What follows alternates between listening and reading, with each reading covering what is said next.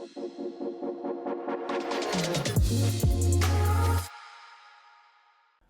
and welcome to another episode of Property-Pxrn Stars, the premium property podcast. And today I'm delighted to be joined by Mark Breffit, who is an interesting character for a couple of different reasons, really, mainly two big subjects of conversation today. So Mark, thank you for being here. Really appreciate it. In a very hot and sweaty London. I know, thank you for having me. I think maybe I'm one of your only guests who's wearing shorts, but you can't see that on screen, hopefully. So. Yeah, and I got the memo as well. So we sort of woke up together and decided to match. Yeah, it is a very hot and sweaty day in London. We're not just weird like that. So to give you a bit of an introduction here, and I got this off of one of your socials as a property maestro. So, Property-Pxrn, yeah. Property-Pxrn. I think I've kind of used a load of different... all of it. But yeah. A very impressive career thus far, 14 years working in the London property market and sold over £1 billion worth of property in London. In London, yeah, exclusively. So that kind of comes a little bit later in the story of your career so far.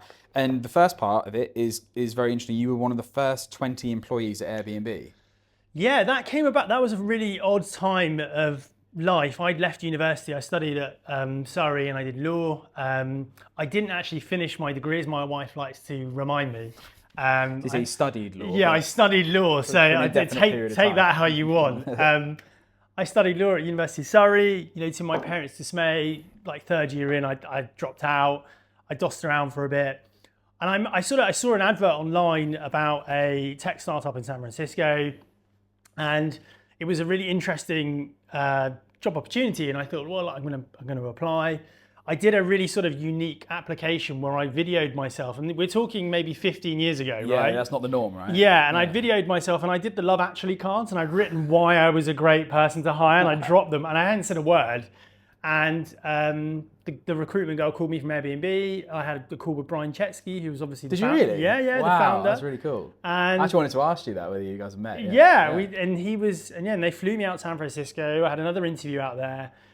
I ended up getting the job, and it was a customer support role. So it was one of the first. There was two of us in this customer support role. Shoot. So it wasn't a really exciting job, but it was, I guess, the start. Company. Yeah, the start of something, and they just moved from their flat to their first office. Wow. You know, they showed us the air. You know, we had an airframe within the office, like literally an air fuselage. There's an organic kitchen in there. There was like a chill out room. There was bean bags everywhere. It was amazing. There was yoga on the roof on a Friday. It was... So just ask a really stupid question. This is in San Francisco? This is in San Francisco, so they moved you out there? Yeah, I flew out and they paid for my flight. They put us up in a house in San Francisco. Oh, I thought you meant like for an interview and then you flew back and did it remotely. But no, it was a full relocation. Full relocation, yeah. Sure. And I was there for nearly a year and I loved it. But post-university, it was very much... it's not a job I wanted to do. Yeah. And I don't think at the time I sort of fully appreciated... A, where I was, and B, what was developing in front of me. So, and also I was a bit homesick at the time, and I kind of felt it was a bit of time out from the UK, and so I flew back after just over a year, and I sort of fell into agency after that. I said to my mum, I don't really know what I'm going to do with my life, as everyone does post university. She was like, go and be an estate agent, because she was a lettings agent for so many years, and she just go and be an estate agent for a bit, just go and earn some money. 14 years later, or however long it is, here we are. I'm still here. So just to dwell on the Airbnb thing for a second, because it is super interesting to be one of the first 20 people there. And I found that stat the other day. This stat on its own blows my mind, and you probably know this anyway. But for every $1,500 that's spent globally, so that's all of the money that's being spent by everyone in the world doing anything at all. Yeah. For every $1,500 that's spent, $1 spent at Airbnb. Really? Yeah. I was like, that is just... That's mad, isn't it? That is absolutely mad. So to be there at the start of something like that is mad. And this is later on, you're in a startup world now, but what did you take from there? What did you learn? What surprised you? What were your sort of lasting memories from working at a place like that at a time like that? It was really interesting because it was my first real experience post-university of a corporate working life. I guess even though it wasn't a corporate world, right? Yeah. It was very innovative. It was very creative. It was American as well, so everyone was super positive.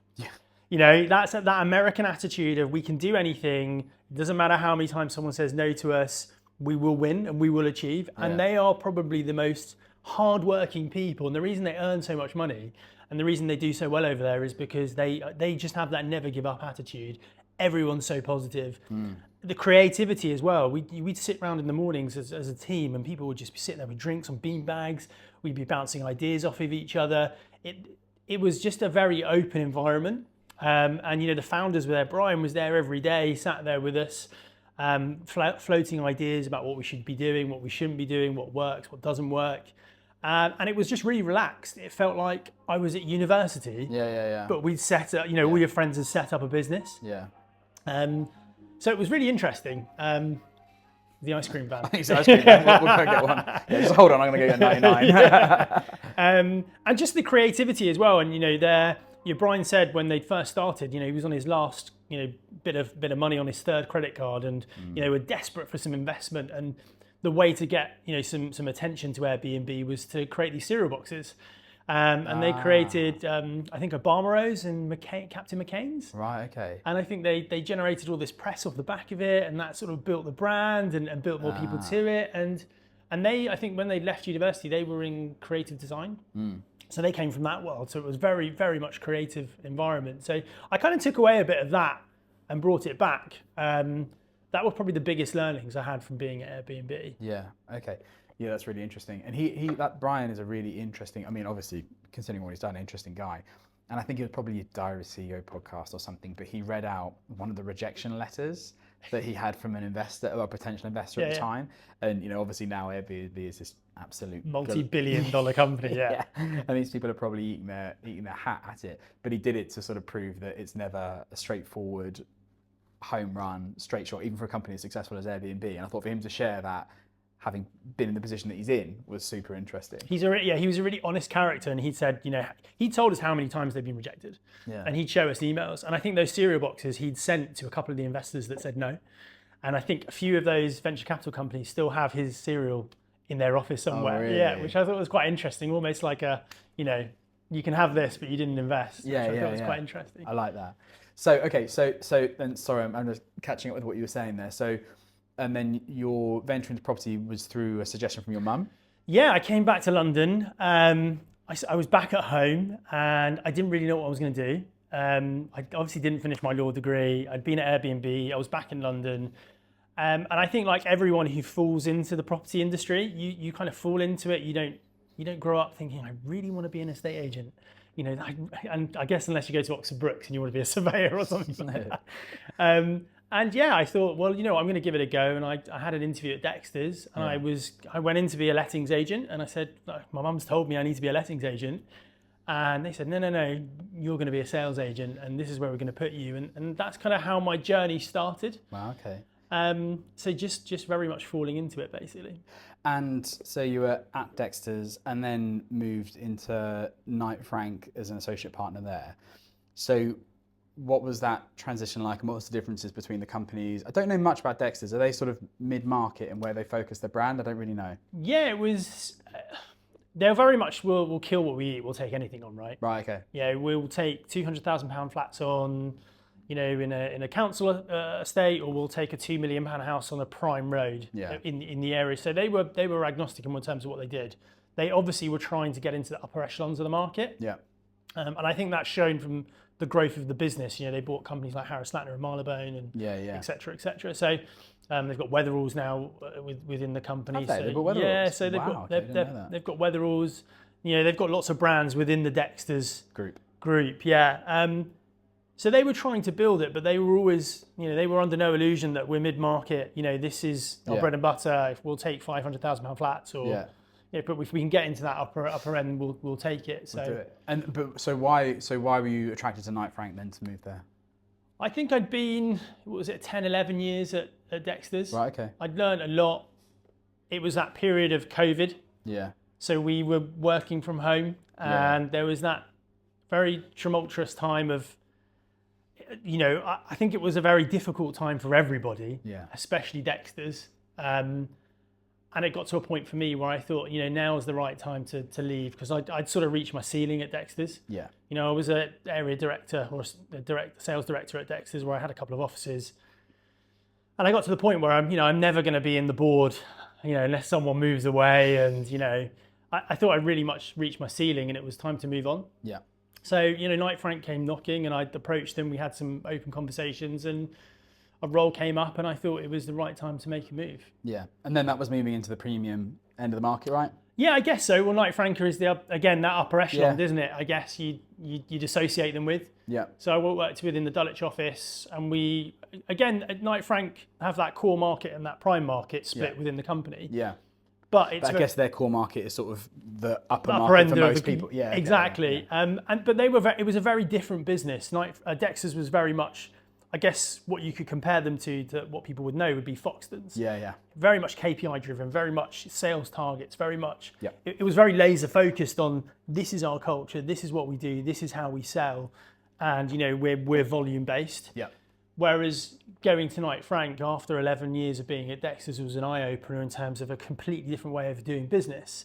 It was very much, is that the right property? Is it the right customer? Right. Are we aligned and do they want to work with us? It was, they're still a KPI driven business, but it was very much based on different metrics to Dexters because they had a brand they need to keep and they want to associate with certain properties and certain clients. So they'd be turning away approaches from certain vendors if the property didn't match the brand. Is that right? Yeah, I guess so. If it was, if the fee wasn't right, if the property wasn't right, we didn't feel we were the right fit for it. They were more than happy for us to go, look, we're not the right fit for this. I feel like these guys might do a potentially better job. So it was really interesting. It was definitely an eye opener in terms of a different way of operating. Yeah. Okay. And really refreshing as well. And Knight Frank did things very differently. They encouraged the social media side of things. Did they? That was where it all started. And their approach to marketing was just very different. At Dexters, it was very much high street agency where you'd be leafleting every morning and knocking on doors. A classic agency, probably a lot of people are aware of how it works. But Knight Frank were encouraging you to get on socials, build your personal brand. Yeah. Cool. Yeah, it was, again, that was an eye opener, and that was something Dexters were stay off LinkedIn, stay off. Were they? Were they telling you to keep off it? Stay off social media at the time. And again, with Knight Frank, it was very different in terms of how we operated. I had a laptop, I was on the move, I had a mobile phone. Yeah. Dexters was very, very structured and controlled. Yeah. Unless you were a director at the business or a senior member of staff, you were very restricted in terms of how you operated. Where at Knight Frank there was more freedom and I guess more trust. Yeah. Which felt refreshing. Yeah. So they were two very, very different businesses. I say I learned a lot from both. Yes. Dexters was great for that work ethic, for that drive, understanding the basics of agency, hard work. You were in at 7, you'd leave at 8. Yeah. Kind of vibe. It was. But sales culture, and I don't mean that in a bad way, but a driven culture for sales. Yeah. And it was a great learning experience, and I wouldn't have changed it for the world. And I met some great people there. Some people I'm still really good friends with. Yeah. But Knight Frank was a different business, and there was a different management style there as well. I would say it was without sounding controversial, it was a little bit more grown up. Yeah. It was more nuanced. Sort of less prescriptive. So my wife worked for Foxtons for a few years and she knew exactly what she was going to be doing every day of the week at any time because it was the same thing. This was at the time, I don't know if it's different now. It was the same, every day you had a routine and they weren't allowed to do viewings at certain times and they were doing certain when you're having your lunch. Yeah. It was very much like you were at school. And they wanted to make the most out of someone who's in their 20s or, just left school and really work them to the bone. Whereas Knight Frank was all about, we want to firstly give the best advice. That was first and foremost. That is, give the best advice, do the best for the client. Okay. And that was great. And I learned a lot there. Again, I made some really good friends at Knight Frank who I'm still really close to. Some of the management I still speak to. But it got to a point there where I think that within the Dulwich office, we transacted on more units than any other Knight Frank office. That year, so wow. we'd done really, really well, but there was an office head there. Knight Frank is a little bit different in terms of structure. Is it partners? Is it partnership? Yeah, it's a partnership, so you have to buy in effectively to the partnership, and the commission model is very, very different. And coming from that very sales background, commission led, there is an element of restriction there. Yeah. And I thought, after 3-4 years, I've learned a lot here. And I've got being at Dexters very, very early on, I'd not left for 11 years, and I thought you'd stayed at a company and that was it. And I'd seen lots of people move jobs, and I'd moved to Knight Frank. I'd learned loads, I'd learned a lot, and I thought, actually, well, maybe I can make another step in my career and learn a little bit more somewhere else, but have a little bit more progression. Yeah. And that's when I met Mary Beaton at Hamptons. We had a chat. There was an opportunity to run the Sloane Square Knightsbridge office. And I thought, yeah, do you know what? I'm going to jump at it. And it's a great location on Sloane Square, in Knightsbridge, these 2 offices. And I thought, you know what, this is great for me as well to get into that prime central London market and make a name for myself a little bit. And I guess the rest is history after that. It was great. And so you were saying about Knight Frank that you learned a lot from there, I guess almost not in a negative way compared to Dexters, but then you had a new company with new cultures, processes, ways of doing things. What were some of the things that you learned, and what was different between that end of the market in terms of maybe your approach, your marketing, your relationship with clients compared to a Dexters, more of a sort of volume-based From Knight Frank to Dexters? Yeah. Again, I think Knight Frank was very much advice-based first. They wanted us to give good advice first and foremost, and make your decision based on what's the best for the client. Whereas Dexters, not to hinder that model or sort of talk that model down, but it was very much kill what you can eat, get it on. Yeah. If we need to adjust the price, we adjust the price. Yeah. And the client wasn't secondary, but it was very volume driven. So I get it. If I'm dealing with 110 listings, you know what it's like. It's a very different environment to whether you're dealing with people who you've only got a handful, you've got 20 or 30, and they align with you, you align with them. Yeah. It was just very different, and the marketing was very different. Knight Frank, like I said, they were very much forward thinking in terms of some of their marketing, in terms of the tech they were using. With the social media side of things, they were a little bit more open. Obviously, they had a limit because they have a very, very strong brand they want to protect. Yeah, of course.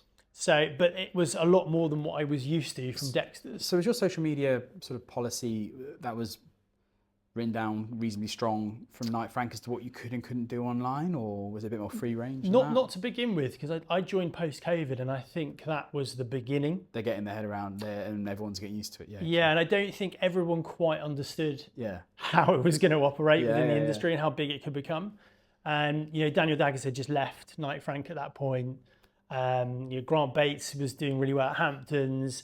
And you sort of started to see these copycat, someone like myself think, actually, these guys can do it. Maybe I can give it a go. Yeah. And we were seeing value from that at Knight Frank, and they were open to us doing it. Their culture did evolve on social media, and their policies did evolve over the first couple of years. I'm sure it's very, very different now.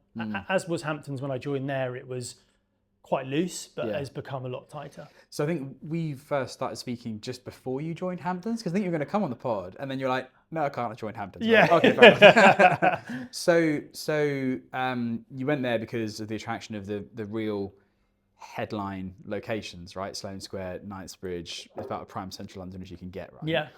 What was it like there? What did you learn from there? If someone's listening to this, what were the things that you'd say, okay, I took away this from there that worked, or that didn't work, I enjoyed culturally, the markets tech, or the businesses, or both? All of it, yeah. The business at Hamptons was, I'd say it was an amalgamation of Knight Frank and Dexters. Okay, yeah. Which was really, really interesting. Yeah. So they were obviously very driven on KPIs, they're very driven on sales numbers. They want you to bring on as much stock as you can. Yeah. But the business model is also slightly more grown up than Dexter's, where they appreciate market nuance. But again, that's because I was working in prime central London, where it's very, very different to maybe outer prime, maybe your Claphams, your Wandsworths, sure, or those other markets where you have to be a bit more open to market changes and trends. Yeah. You can't just say you need to bring on 20 listings a week, because it's just not going to happen. Yeah. So it was a really grown up environment, but again, at the same time, it had that sales edge that Dexter's had. So it was kind of the best of both worlds, to be honest. Yeah, a bit of a Goldilocks between the two. It was great. In terms of the markets, they're very, very different. I mean, coming from a Dulwich office. It's a Knightsbridge. Yeah, working in Clapham, these offices are really transactional. They're volume led. They're domestic. You've got first-time buyers. You've got people moving up. You've got people moving to schools. You've got people getting divorced. You've got all of these things, and people moving because they want to be in different locations and want more space. And the prime central London market is very much dominated by your overseas buyers, your investors. very, very few domestic buyers. Yeah. You know, very few people moving for schools, very few people are moving for any more space. Yeah. So it was just a very different market and a very different approach to the market in terms of the people you were dealing with. You were dealing with, you know, high net worth, ultra high net worth people. The approach to them might be slightly different. You know, you weren't sitting on a sofa with a mum who's got, you know, 2 kids at, you know, the local school, and, you know, it was a very different approach. It was, you know, I want the facts, tell me what you're going to do, you know, how's the market, you know, what's it worth. It was very much straight down the line. Okay. And you do get, again, you get people who are different, but it was a very different market to operate in. It was great, it was fun, and some of the people you get to meet are incredible. Yeah, I bet. There's people you just wouldn't meet in everyday life. Yeah. And there's circles you start to mix in, which you probably would never mix in. Yeah, yeah. So it's really interesting to be within that world. So yeah, there were stark contrasts between the two markets. And I was going to ask this, and I don't know how the timing of this plays out, but just before we were pressing record, you were talking about your time there, and you said Connells, and I was like, huh? And then I was thinking back to myself, because it was Countrywide that owned Hamptons, wasn't it? And then Connells bought Countrywide, so then it is Connells. I was like, oh, okay, right. And I was just suddenly did any of that change happen while you were there? No, that had happened just as I'd arrived. Right. Okay. So Connells had bought Countrywide. Yeah. That didn't really impact. I felt like Connells and Countrywide were 2 very, very similar businesses. Yeah, and like a sort of the assumption from the outside looking in is, relatively speaking, they kind of leave Hamptons to it, because I think the association between the two is Countrywide is still sort of separate. Right. And they kind of let Countrywide get on with it. Okay. Again, this is my perception, Yeah, because yeah. I'm not in the board. I'm not sat in an office somewhere making these calls, right? But it felt like Countrywide was still very much their own business. So you had John D. Wood, you had Hamptons, et cetera, et cetera. But we all knew we were under this umbrella. Yeah. I think my paycheck even said Countrywide for a bit until it changed to Connells. But no, there was no real effect. I mean, the operating system's changed over the time to try and amalgamate the businesses and the group into one. But that was the only real impact we had. Out of curiosity, were Hamptons, was their approach similar to Knight Frank from a social media angle? Well, they had the difference is with Hamptons, they had Grant Bates. Yeah. He's this sort of megastar on social media. He'll love that. Really boost the ego. And he was, you know, their office in Islington was turning over £4 or £5 million a year. Yeah. And a lot of that was driven from the social media side.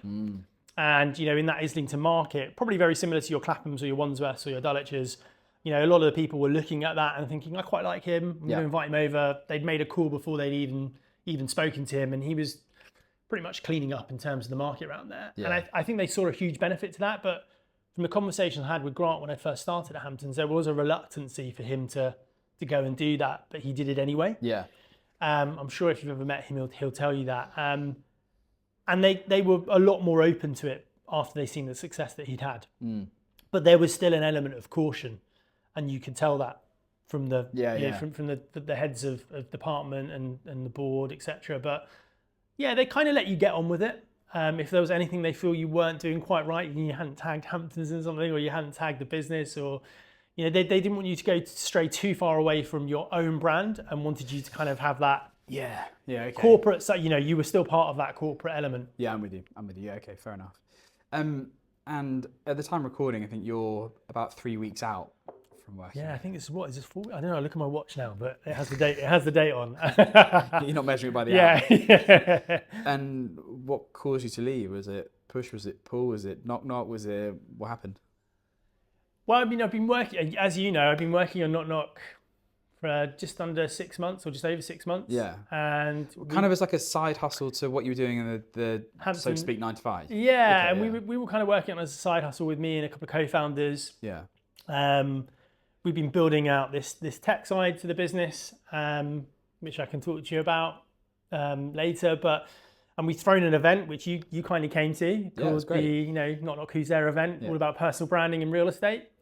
And we'd seen this sort of niche open up in the industry. Yeah. So we threw this event. We didn't think anyone was going to come. Really? And I think maybe we had 110 people there. Yeah, it was really good. Which was great. We had a panel of really well-known agents, Tanya Baker, the Goad brothers from Stowe Brothers, Oliver Howard, Ollie Howard, previous guest on here as well. I love Ollie Howard. It's great. Sean Louise, all these different people, and I was surprised at the engagement, and everyone was talking about personal branding. Yeah. Everyone was excited about how we can do things different and how the industry needed to evolve. And I think post-COVID, we'd seen this change in how consumers had started to interact. Well, I have. I'm sure everyone had. I mean, everyone had there.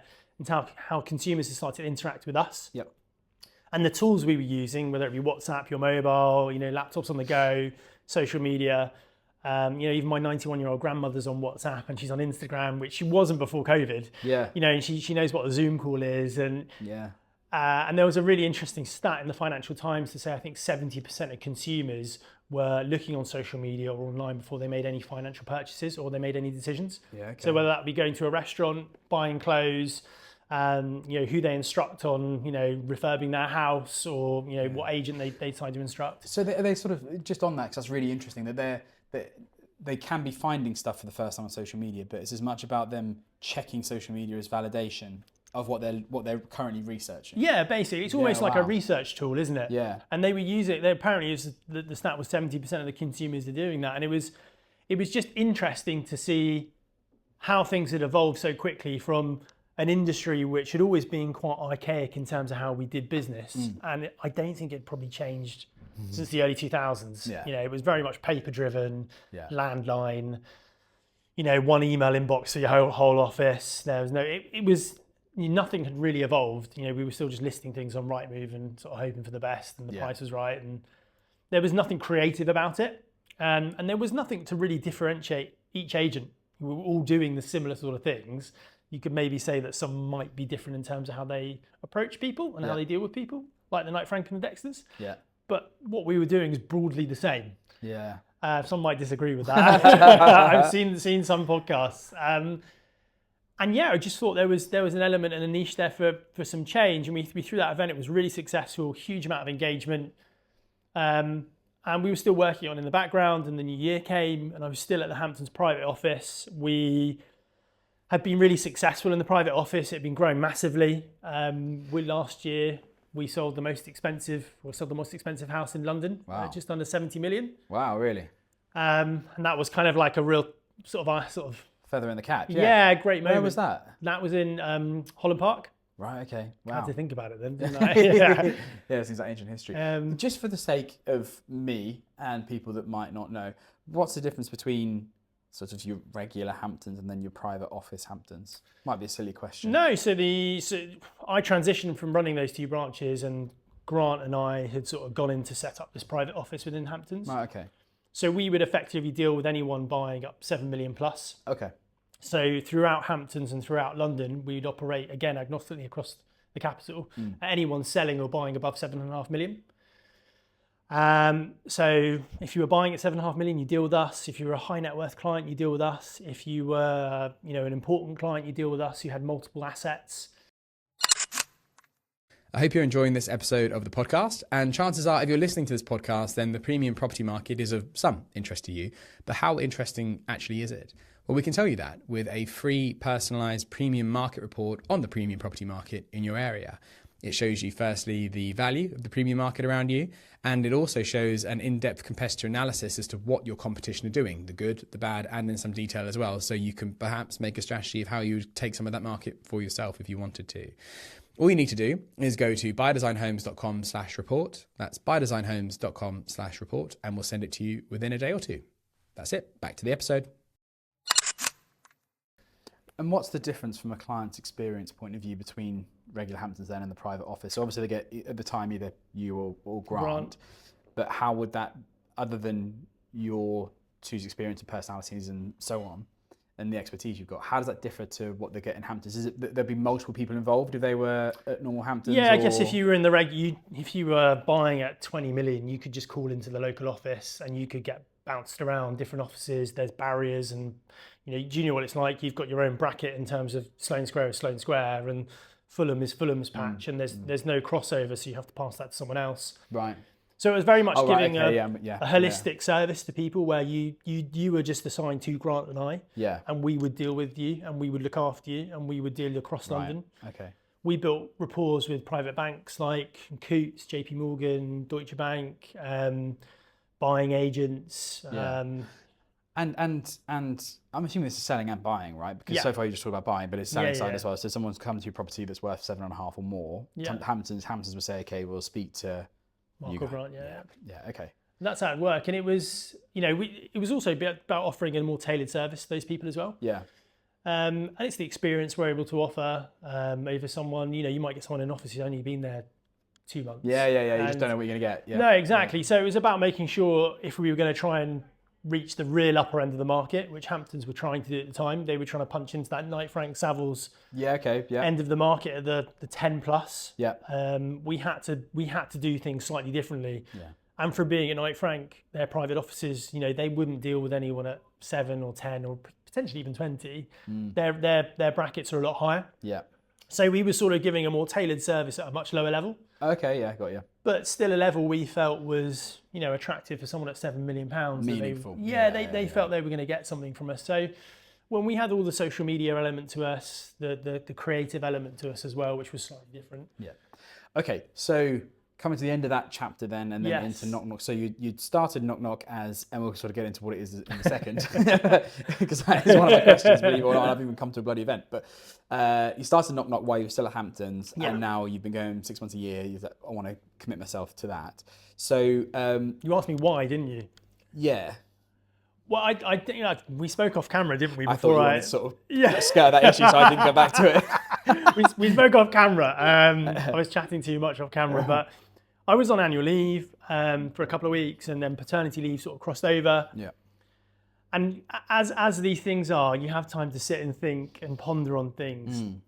And I thought it was post a £70 million sale. We'd been doing really well.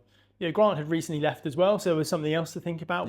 What was happening within the business and how we were going to move forward. And I thought, I'm at that stage in life where if I don't do something now, I will A, regret it, and B, I won't be in a position to do it. Yeah. So I've sat down with my wife, and she's sort of like, you've got to go for it. You've got to believe in yourself. Don't have this imposter syndrome that you can't do it.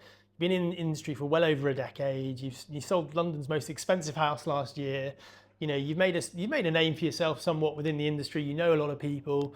Go and do it. And if it works, it works. If it doesn't, you'll never regret it. How important? It's a funny question to ask, I suppose. But how important was her support in this? If she'd been middle of the road or negative about it, do you think you'd still have done it? I think I read a really interesting quote. It says, behind every successful businessman or every successful person is an even more successful wife or partner. And she's way smarter than I am, way more intelligent, and really, really supportive. And I think if I hadn't had that, I would have second guessed myself. Yeah, so if she thinks it's a good idea, it's probably a good idea. And I think for me, I need that support. Yeah. And again, I'm in a lucky enough position where we've given ourselves a runway to go and do that. Yeah. And I appreciate not everyone is. Yeah. And I think it's really hard if you're not. Yeah. And look, she's way, way more successful in terms of her earning, what she does in life, but she's given me the opportunity to go and do it. Yeah. So that's a massive part. I'd say it's majority of why I went and left. But obviously, I've always had that inkling, and I think I probably would have regretted it. And I'd probably get to my 40s and think, I'd be really miserable, have a midlife crisis. And buy a yellow soft top. Yeah. But they always say, like, you don't regret the things you do, you regret the things you don't do. Yeah. And I think that's quite a good thing to bear in mind when like you're making decisions with stuff like that. So now 3 weeks into full-time KnokKnok. So for my sake and everybody's listening's sake, tell me what KnokKnok is. What is KnokKnok? That's a good question. As we said, there's a niche. The portals are the portals. They're never going to go away. They are great listing tools. Yep. Social media is also great for building your own personal brand. Yep. But the two are very different. One is very noisy. One is not built for agents, and one is not built for lead generation. And the other one is, without slating them too much, one is very much built for their needs. The visibility on the leads they give you is very low, and the way they are able to promote you as a brand or an agency is also very low. Yeah. I'd say you go on Rightmove, and I mean 9 times out of 10, do you know who's listing it straight away, or do you know who you're dealing with? No. So we felt like there was this niche for effectively an Instagram solely for property. Okay. So could we build an Instagram for property which had the benefits of WhatsApp and also maybe a little sprinkling of ChatGPT? Okay. So we thought, could we build all this in? Could we give agents agent profiles where they can build their own personal brands, and we support that and we build a community around that and we promote them within the same format that social media offers, which most consumers are now used to. And also, could we give more visibility to buyers? Could we let agents search for buyers within the discovery page and search their profiles? Because 9 times out of 10, you'll go onto a message on Instagram and you'll see it's a private profile. They might send you a link you're very dubious about pressing for obvious reasons. Yeah. And how can we break down that transparency and open that up for agents and buyers? And buyers, we found one thing when questioning them and getting feedback was they just want to know who they're dealing with. They want to be able to message that person directly. They don't want to send an email to an inbox at foxtons.com.co.uk. Yeah. They want that WhatsApp. They want that immediate feeling. And Yeah. unfortunately, we're in that age of consumers where they need that. They want it now. Yeah, and we felt there's a massive niche for that. But also being very, very supportive with agents. And I think that's one thing. Agents have been crying out for a new portal or a new tool to be able to use. From everyone we've been speaking to, I think Boomin was really exciting when it first launched, but I feel like it was just another portal. Yeah. It was another classified. Yeah. There was no meaningful engagement to try and support agents. Yeah. And I think we've become much more of a community post-COVID. And as the demographics of agents have moved, we've become more open. We're having these conversations. We're doing things online and things have changed. And I feel like there is a niche. I don't think we're here to replace the portals. I don't think we're here to replace social media, but I think we're here to fit in between those two, which offer something for the buyers and the agents. So that's kind of in a nutshell what we're building. We're building Instagram for property, but with those functionality built in. Bit of WhatsApp, bit of personal branding, bit of AI. Yeah. Okay. Cool. Silly question. It's not an agency in itself, is it? So it's not KnokKnok be. Or is it? To confuse things, I'm still if you are looking to sell or buy, I'm still building an agency on the side as a bit of a proof of concept for the app. Yeah. So look, to fund it and to build a proof of concept, yes, I'm still going to be selling homes. Luckily enough, I have a couple of listings which I'm going to launch in September. Yeah. Watch this space. Quite exciting ones. Some in prime central London at well over 20 million, and some, in outer London, Dulwich. I've even got one in the Lake District, which is coming, which is going to be exciting. So that's much of a proof of concept to be able to be an agent on the app as well. So KnokKnok is. So are you? In just taking you as an example there, are you as the agent branded as KnokKnok? I'm branding as myself effectively. Okay. Yeah. Okay. So and will those properties go on to the likes of Rightmove and so on? Branded as KnokKnok or branded as Mark Breffit Estate Agents? Mark Breffit Estate Agency under the KnokKnok brand. Okay. And it's going to be, again, it's a proof of concept, and we're talking to huge volumes of investors and VCs at the moment, and I can't separate the two, because if you're investing into a person and a founder, it's kind of all or nothing. What do you mean you can't separate the two? Sorry, you confused. You can't separate the agency to the app. Right. So they're kind of one and the same thing. Okay. So they'll be branded under KnokKnok and Mark Breffit Real Estate. Why can't you separate them? It's a good question. I don't know why, but I feel like if you're an investor and you're paying to build a brand under the KnokKnok name and the KnokKnok app, they also want your full attention, rather than maybe feeling like you're siphoning that money off to build an agency. Do something else. Yeah, do you know what I mean? Yeah. But the agency is very much just proof of concept. We're not going to be taking on hundreds and hundreds of listings. So you wouldn't say to an agent or an agency that said, "Oh yeah, I'd like to put my properties onto KnokKnok." They're not going to feel like they're competing with KnokKnok. No, exactly. Basically, Exactly. Yeah. And it's all about. I feel like the market is all about collaboration. Yeah. We've spoken about Ollie Howard, Sean Louise, the Stowe brothers. The market's moved on from when I started, where it was sort of you looked at the guy across the road and you wanted to throttle him for no reason other than that was the culture. Yeah. And I'm not giving you the keys. Yeah. It's much more collaborative, and I learned that from being in prime central London. And Longres is a great example of how they want collaboration and they want to drive that. Yeah. And I feel like you being on a portal, you offering fees and things like that and splits, for me, I think is a great thing for the industry. We're moving into much more of an Americanized, Australianized model. Yeah, I agree. And you've seen that from people going self-employed. You've seen that with the way people are interacting. Yeah, the personal branding and everything. Yeah, exactly. And I think the industry is shifting. Yeah. So it's going to be very much based on the person rather than whose name is above the door. Yeah. So KnokKnok is sort of is like a portal. Then the cut and thrust of it is a portal, yeah. And well, obviously not another portal. Yeah, not another portal though, because it's the different thing. So, would agents send their properties there sort of on a feed? So us, for example, in Buyer Design, would we feed our properties to KnokKnok, or do you upload the ones you want to go on there, or not at that stage yet? So we've got the beta version out at the moment. Okay. If you download the app, please bear with us. My colleague Grant, not to be confused with my old colleague Grant, who's my developer and co-founder, locked away in a basement, coding away, doesn't see the light of day. Far smarter than I am. Really intelligent. Has built this app. It's proprietary software built from scratch. Amazing. Which is incredible. And we've got this beta version, which is amazing. You can upload videos, you can interact with buyers, you can find buyers, you can message. At the moment, it's predominantly just uploading directly to the app. Yep. We're not plugged into a CRM system. Yep. Personally, I mean, this is going off on a side note. I'm not sure how long CRM systems will. Oh, really? I don't know. I don't know if you need to pay thousands and thousands of pounds for a, CRM system like Salesforce or HubSpot. I don't know. Look, that's another conversation, right, for another time. But at the moment, we just want people to upload directly to the app. Yep. But Grant being Grant and how smart he is, he's also building in this AI functionality where we can now pull in listings from everywhere. Social media, portals, agents' own websites. So you can scrape that information and fully stocked into the feed. Ideally, we want people to upload directly to the app. Yep. Because we want to build your personal brand, we want to help build your profile, and we want to help push out some of these listings in a much more creative way. And you can find buyers, you can interact on the app.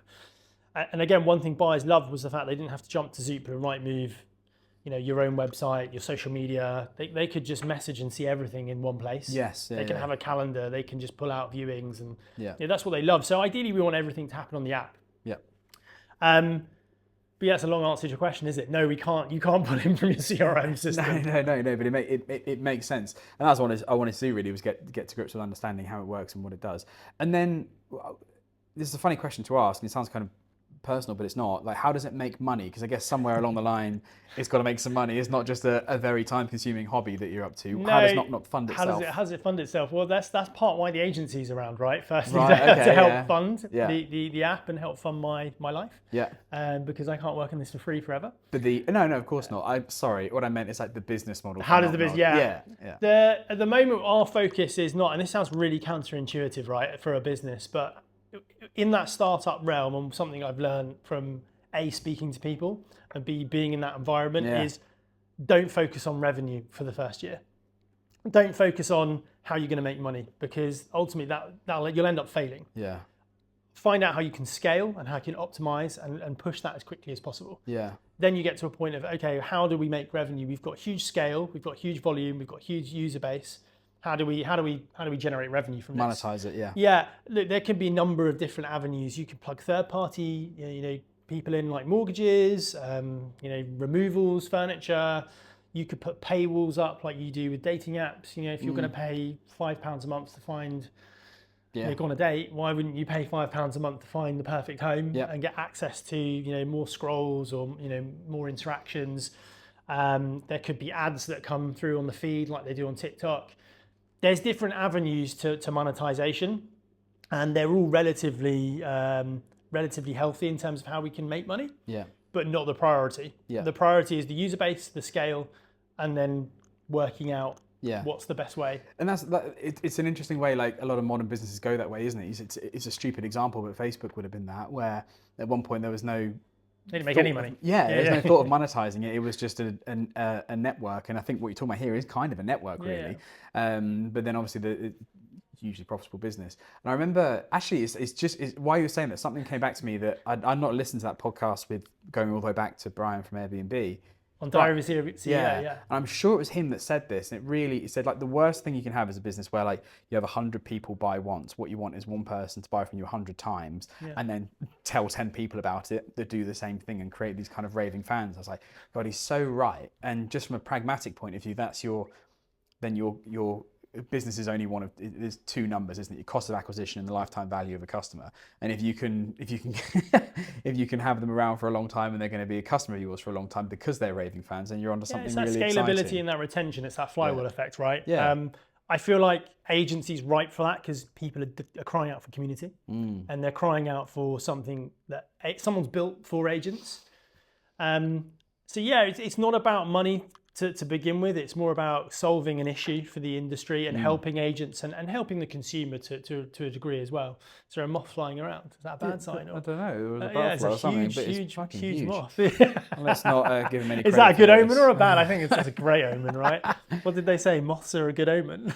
So I guess you've got your, like the experience you've had in a startup in Airbnb there, now running your own startup there as well with your co-founders, obviously. Like, does that feel like you've kind of come full circle back to the start of your career? It does a little bit. And I was on the call to VC yesterday, and he said, "I love this full circle effect." Yeah. He feels like you've learned from the startup world at a very, very successful startup very early on. Yeah. And you've soaked that up. You've gone into the property world, and I've always been really creative. I've always liked to do things differently. I don't know if maverick's the right word, but good word. I think one of my managers said you was not difficult to manage, but you had your ideas and you had conviction. And he said that was sometimes what made you a great estate agent.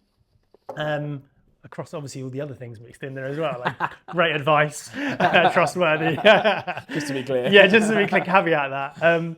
And you know, and again, I don't think anyone has been able to disrupt the space, or not, maybe disrupt is the wrong word because people don't like using that word anymore, help evolve the space, because no one's come from within the property industry.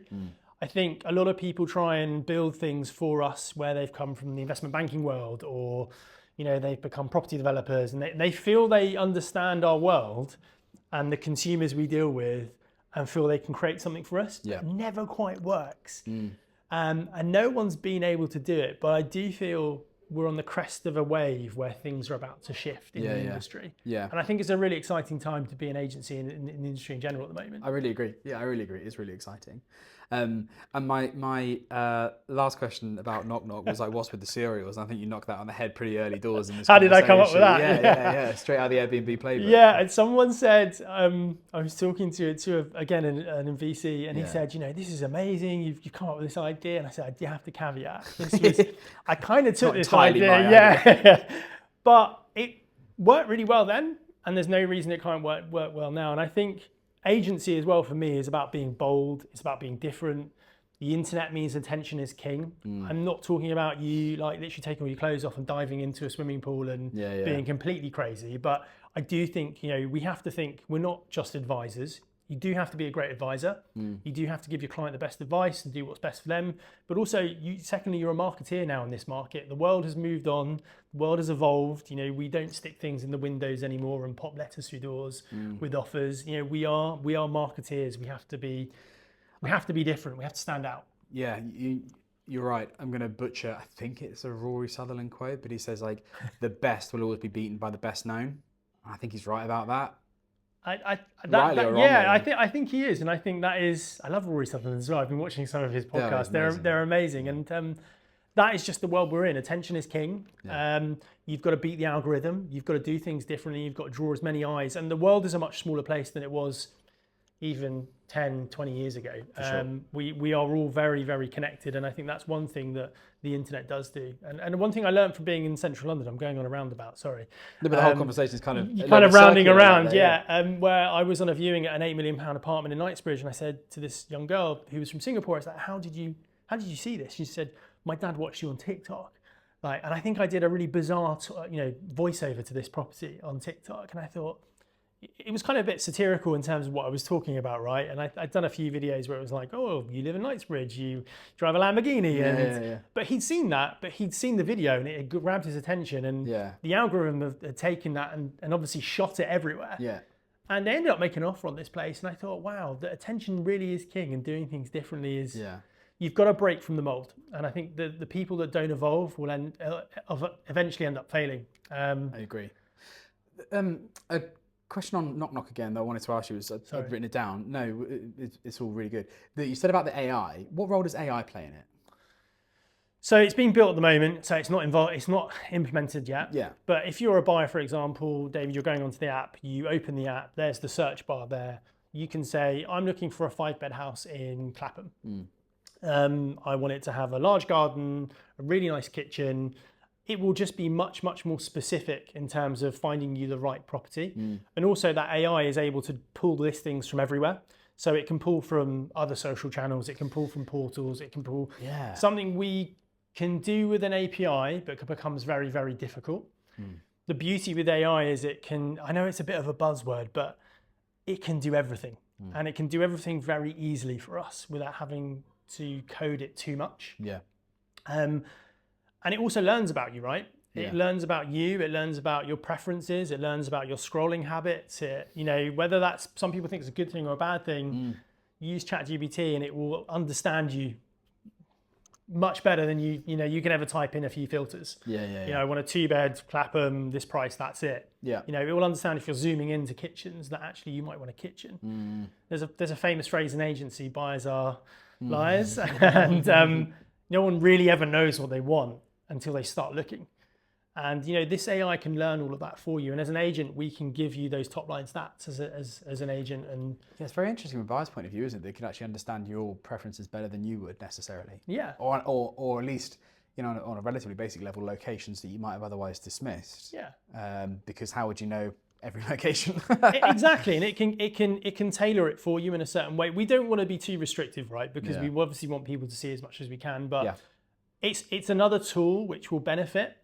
I'm sure it will evolve, that the idea will pivot, it will change, and what we do will change based on feedback.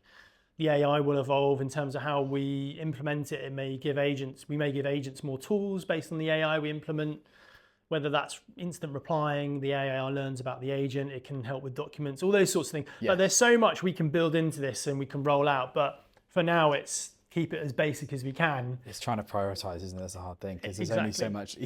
He might be locked in a basement. There's only so many. So hours. much you can do, yeah. Only so many problems you can solve. And one really big takeaway I learned from being in the startup world was solve a few burning issues first. Yeah. And then you can work on everything else later on down the line. Yeah. Okay, so to finish the podcast, our sort of ridiculous closing tradition, which seems more and more ridiculous the more often we do it, but we've stuck with it this long. So our podcast is Property Porn Stars because we want to deal with the property porn stars of the industry. Okay. And there you get it. But everyone, whether they know it or not, has their own porn star name. And Oh my God. What's mine? Are you going to give it to me or do I have to give you my own? you're going to give it to me, but I'll tell you how you find it out first. Okay. My usual co-host, Matt, I think he came up with this because in episode 1, he topped the leaderboard with Kevin Tiny as his. And it's Kevin not Tiny? been, yeah, it's pretty good, isn't it? That's great. And he's not really been beaten since. So it's a combination of your mother's maiden name and your first pet's name. My first pet name? Yeah, pet's name. Pet's name. Not my name. My wife's pet name for me? Yeah, that's probably a little bit too intimate. My mother's maiden name, so it'd be Pibworth. Oh, okay. And then what was our first pet? It was Mandy, Pibworth Mandy. That's not that great, is it? No, that's not that great. No. I was going to say, let's see what your wife's pet name is for you then to see if it's spicier. That's But we probably won't more do it. interesting, yeah. Pibworth Mandy, no, that's kind of sounds like a sort of Texan, really basic. It does, doesn't Yeah. it? We'll say you bottom of the leaderboard there. I shouldn't worry about that. Much more importantly is what you're doing now at TikTok. So if people that are listening to this want to find out about TikTok, talk to you about it from an agent's point of view. Why am I saying TikTok? KnokKnok. God. Yikes. And that's for someone who's not even bloody on TikTok. I've tried my best to resist it all these years. They want to find out about KnokKnok, about you, talk to you about it from an agent's point of view, or maybe even as an investment point of view as well, potentially.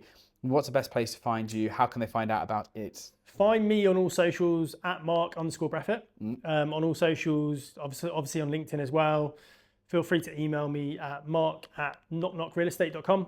And it's KnokKnok without a C, right? It's KnokKnok without a C. It's Yeah. KNOK. Yeah. for reasons I won't go into too much detail, that wasn't available. I quite like it. It's a bit different. A bit different, right? It's kind of like TikTok in the sense that that's missing the C's as well, Yeah, right? right. That was That's what I was intentional. thinking all along, right? That's what we meant to I'll do. style that one out. Feel free to message me. We are, and I'm not just saying this. This is the first time we've been inundated with calls from investors, from venture capital funds. Amazing. It's been mad. How much are you looking to raise? We're looking to raise $1 million Yeah. to begin with.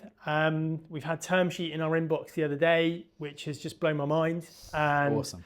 we're speaking to family offices, individual investors. We're probably going to end up raising more. I think there was an article out the other day which I saw, which Yeah, I saw this. someone had leaked